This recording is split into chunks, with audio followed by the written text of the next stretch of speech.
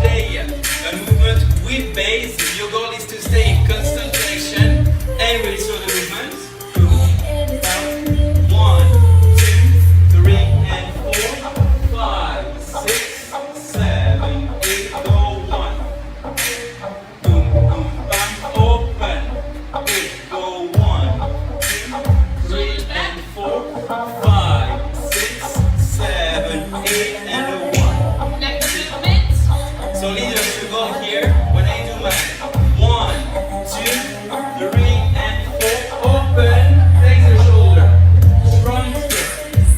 Carrot. Step. Step. Go 1.